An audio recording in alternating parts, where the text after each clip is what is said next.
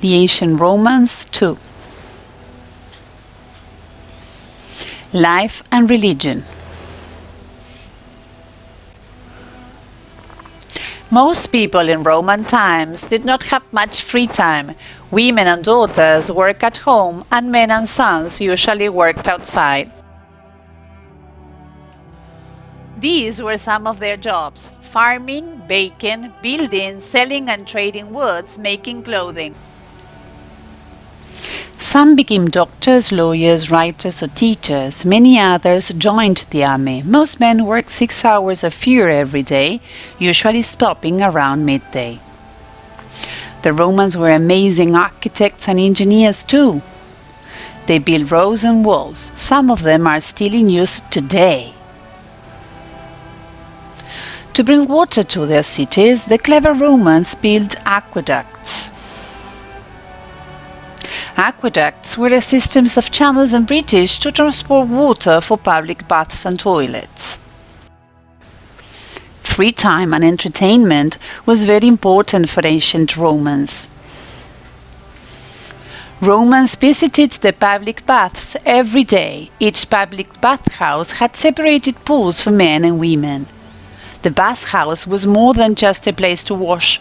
It was a place to meet friends, to get something to eat, to work out, and even to read the day's news. Bathhouses were similar to today's shopping malls.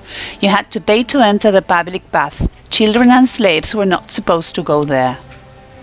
There were plays in open-air theaters, and there were festivals.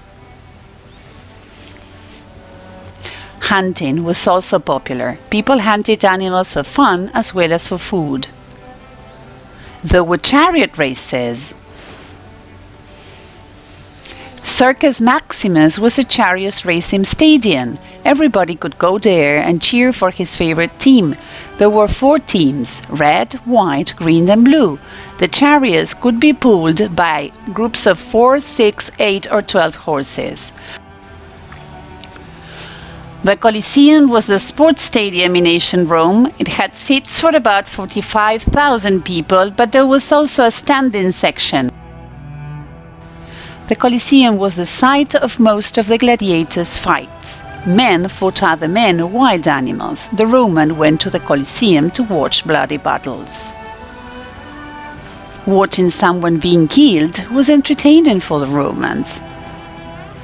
Gladiators were recruited from different places. Some were slaves bought from different lands under Roman control. Some were prisoners of war, and others were volunteers.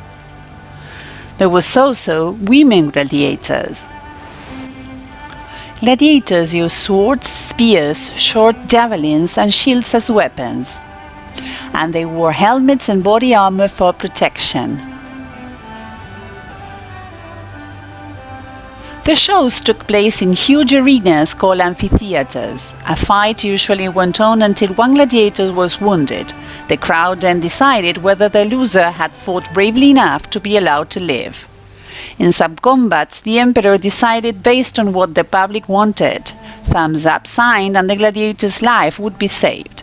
If they held their thumbs down, the victim was killed. The Romans worshipped lots of gods and goddesses, including several of other cultures that became part of the empire. Jupiter was the most powerful of all the gods. If he was angry, he would throw thunderbolts from heaven. He wasn't afraid of anything or anyone. Juno was the sister and wife of Jupiter. She was the queen of all gods. Juno watched over all the women in Rome. Neptune was the lord of the sea.